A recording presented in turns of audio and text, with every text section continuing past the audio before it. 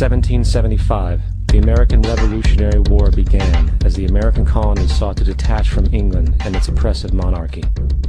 Though many reasons are cited for the revolution, one in particular sticks out as the prime cause: that King George III of England outlawed the interest-free, independent currency the colonies were producing and using for themselves, in turn forcing them to borrow money from the Central Bank of England at interest, immediately putting the colonies into debt. And as Benjamin Franklin later wrote, the refusal of King George III to allow the colonies to operate an honest money system which freed the ordinary man from the clutches of the money manipulators was probably the prime cause of the revolution. In 1783, America won its independence from England. However, its battle against the central bank concept and the corrupt, greed-filled men associated with it had just begun. So what is a central bank? A central bank is an institution that produces the currency of an entire nation.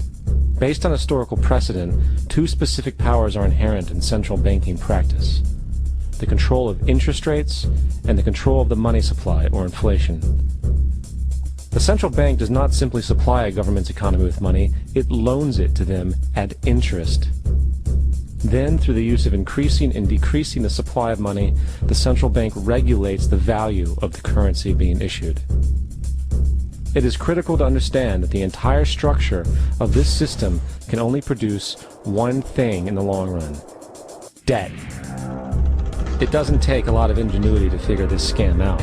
For every single dollar produced by the central bank is loaned at interest. That means every single dollar produced is actually the dollar plus a certain percent of debt based on that dollar.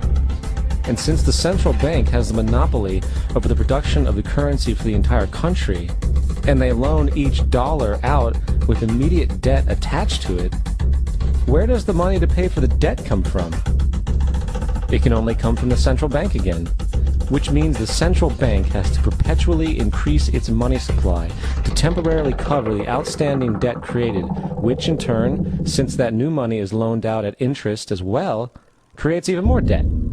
The end result of this system without fail is slavery, for it is impossible for the government and thus the public to ever come out of the self-generating debt.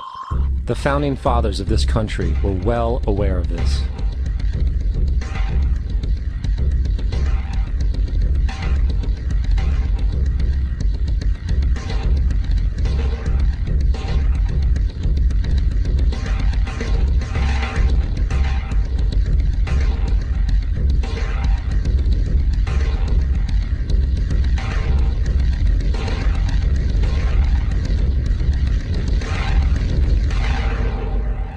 By the early 20th century, the U.S. had already implemented and removed a few central banking systems, which were swindled into place by ruthless banking interests.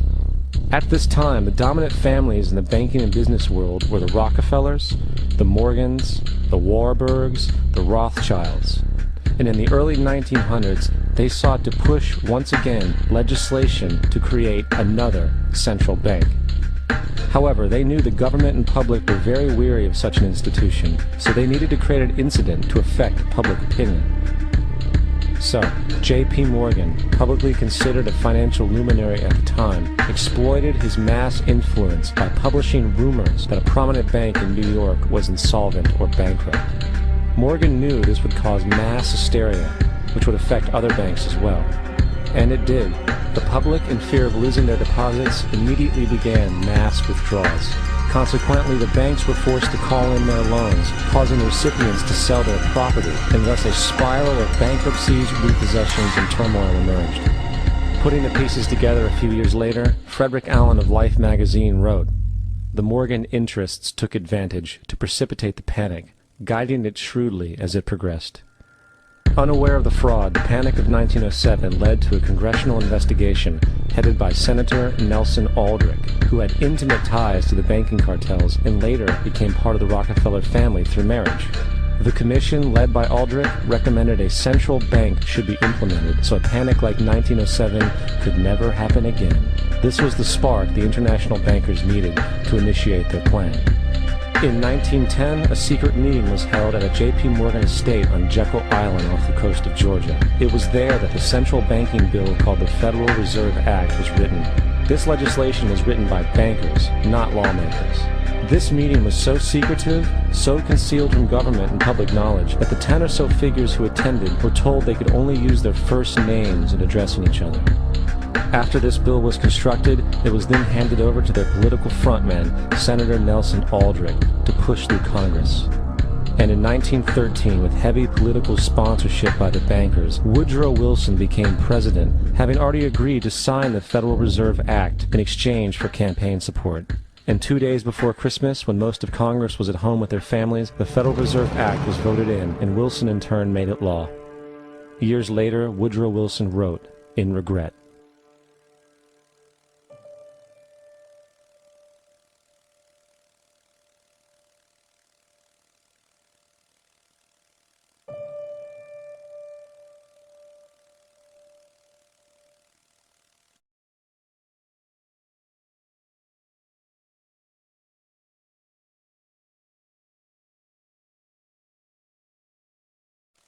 Congressman Louis McFadden also expressed the truth after the passage of the bill.